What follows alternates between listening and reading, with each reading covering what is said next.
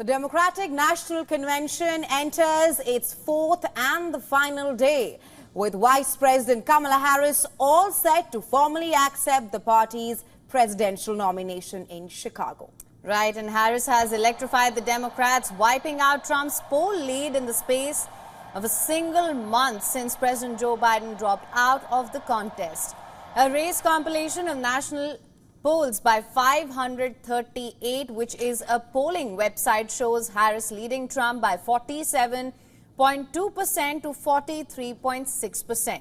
Before Harris takes the stage, Michigan Governor Gretchen Whitmer, North Carolina Governor Roy Cooper, civil rights leader Al Sharpton will ascend to the podium. The theme of the finale is for our future. In her speech, Harris is widely expected to offer her vision and policy agenda to the American people.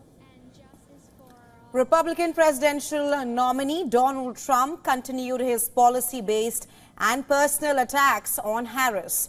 On a tour of the U.S.-Mexico border in Arizona, Trump targeted Harris over immigration, calling her a border Caesar.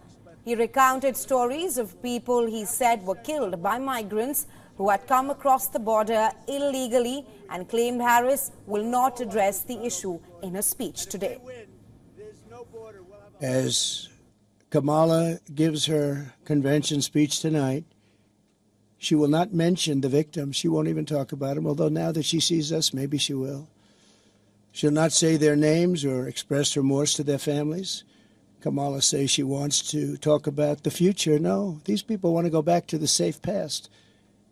We don't have a future with open borders and all of the other problems this country has. All right, and for more on this, we are now being joined by our correspondent, Susan Tehrani. Susan, thank you so much for joining us. Of course, Vice President Kamala Harris will conclude the Democratic National Convention today by accepting her party's historical nomination for her presidency bid. What are some of the key objectives or the issues that she is likely to touch upon? Yeah, this is Kamala Harris's most important speech, possibly in her entire life, because not the people that are in that convention center so much, but she has an opportunity to somewhat reinvent herself for the American voter and for those that are uncommitted even within her own party. It's not going to be easy, but we are told that she will finally address some policy issues. That's something she has to do, not just tonight, but starting tomorrow as well. There's a huge gap in how she plans to lead the country, how much she wants to distance herself from the Biden administration, and how much will it be a continuation of that. We have heard some economic policies coming out from her camp, but we've never heard directly from her. It's usually from surrogates or supporters and campaign managers. So this is going to be important, and it's going to be important in foreign policy issues as well. It's not just Americans, but I think a lot of people around the world will be watching as well. Right, Susan, now border issues and the economy, there are some issues that every American is concerned about. But both these issues did not receive much mention in the previous DNC speeches that we witnessed in the past 3 days. Do you think that this was intentional? And will Kamala Harris be covering these topics? Yeah, you're right. I mean, that's it. Yeah, you're absolutely right. There's been such a huge gap regarding border security, immigration, which are on top of voters' mind during this convention.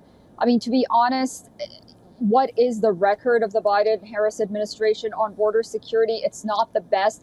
So we're not surprised that they haven't covered it. But ultimately, as you mentioned, they have to address it. She says that she's going to be tough on border security. Some Americans might say, well, she was responsible for the border, finding the root causes of whatnot. What has she done?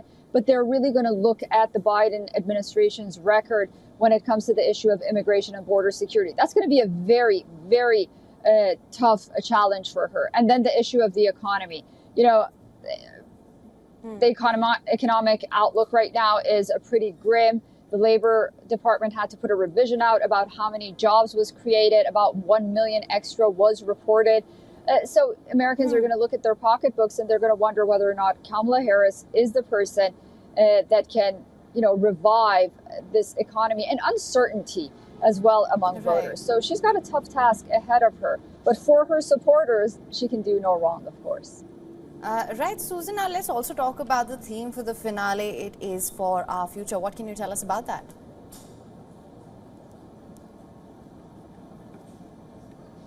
Yeah, a lot of speeches regarding gun control, gun rights activists, victims of gun violence. They have taken the stage one after the other. There is this sort of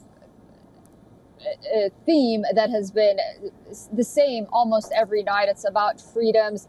The issue of abortion was also brought up right now. The issue of, Roe v. Wade. These are issues that they hope to hammer in and relate with voters tonight. But it was interesting to see that they did have a very diverse crowd coming up on stage, not only from singers, but also from, the people that talked as well. We're expected to also hear from Republican Adam Kinzinger. You may remember he was part of that January 6th panel that was against the former president. So there's going to be a lot of Trump talking again tonight as well, as has been. Right, Susan, thank you so much for joining us on World DNA. We'll, of course, be tracking Kamala's historic speech and her biggest night of a political career so far. Thank you for joining us on the show.